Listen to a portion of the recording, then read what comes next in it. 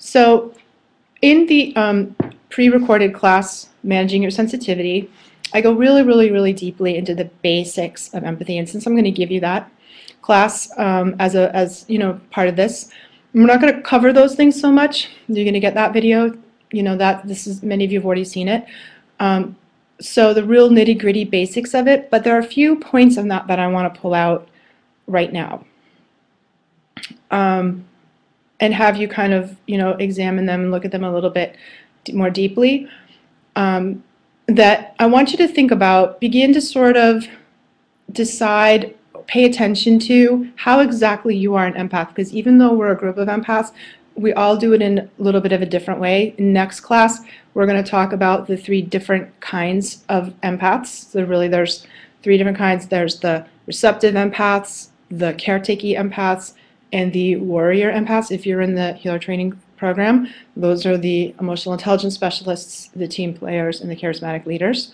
And we're going to talk a lot in this course about those qualities and what they mean and how everybody runs their empathy in a different way. That's next class.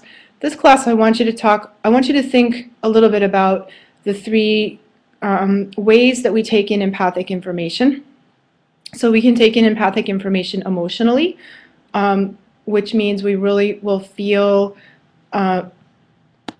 extremely sensitive to other people's feelings, other people's emotions. And the way that empathy works is we filter that and run that through our system. It feels like our own feeling. So it can be very hard to distinguish whether it's your feeling or whether it's somebody else's feeling. And that's something that we're going to work on a lot in this class. Like, how do you tell and what do you do about that? So are you getting emotional data? The other way that we get data is many empaths know that they pick up the thoughts of other people. So you may be really clear what other people are thinking, not only what they're feeling, but what they're thinking. And I remember the first time that happened to me, that I really remember, 7th grade, junior high school.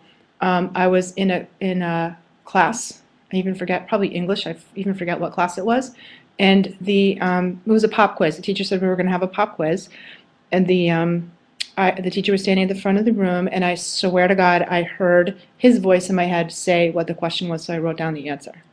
Now, he didn't say anything out loud, but I swear I heard it, and the creepy thing was I got it right. I got the answer right, and he was convinced that I was cheating. Convinced. Even though it was a pop quiz, I didn't even know we were having the quiz. I didn't, he was convinced that I somehow like broken into his office and got this answer to this quiz, even though I didn't know we were going to have it. And so I got sent to the principal's office, and I got a week's detention. And I told the principal that I heard him say it before.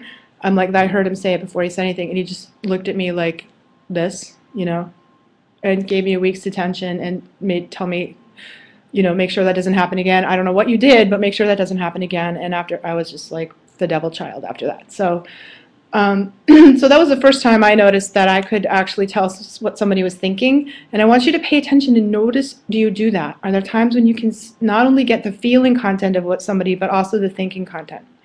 And the other part of empathy that we get is the physical thing.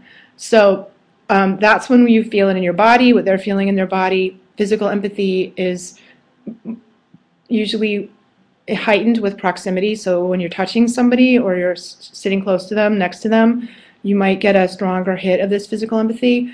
And I theorize that people that have a strong degree of physical empathy get sick a lot. They pick up, the side effect of emotional empathy without shielding it is a lot of anxiety and depression that don't belong to you. The result of physical empathy is a lot of illness that doesn't belong to you. Because one thing empaths, and I already told you that I thought that empaths are healers, and there's this very natural tendency that empaths do most of the time without thinking about it. It's not even like something we're conscious of. That we take this stuff, this pain, the suffering, whatever, that other people are feeling, we run it through our body systems, we run it through our energy field, we filter it through, and they feel better and we feel worse because we picked it up, okay? Now, this is a very old way of healing. It's a very shamanic way of healing, actually. You can actually do that. You can effectively take somebody else's pain, disease, trauma, ickiness, grossness off of them by sucking it into you. And there are many people who do this unconsciously. They don't know they're doing it. I know empathic massage therapists and healers and counselors, because we're always drawn into those things, right? That do this and have no idea that they're doing it, okay? I remember really one of the first times I did that was years and years and years ago when I first started learning energy healing. I was working with a person who was Reiki, you know, and I was working with somebody who was relatively emotionally shut down. They were really tightly clenched emotionally, and they really sad, huge grief, couldn't cry, couldn't do anything, and I put my hands on them and I just started to cry. I cried in the middle of the session, couldn't stop myself. It was kind of embarrassing. And I cried and I cried and I cried, and they felt better, right? And afterwards I was like, oh my God, I don't usually do that, I'm so sorry. How embarrassing, blah, blah, blah. And the woman was like, don't worry, thank you for doing that, because I feel much better. And I felt like crap. I really did. I had such this incredible emotional hangover after that, and I couldn't seem to get rid of it. And then it occurred to me that that's what I had done, right? That I'd filtered all of her stuff through my system. So one of my deepest goals for you guys is to not do that, is for you to recognize when you do that. And I think that when we stop doing that as empaths, we take away a lot of the pressure off ourselves.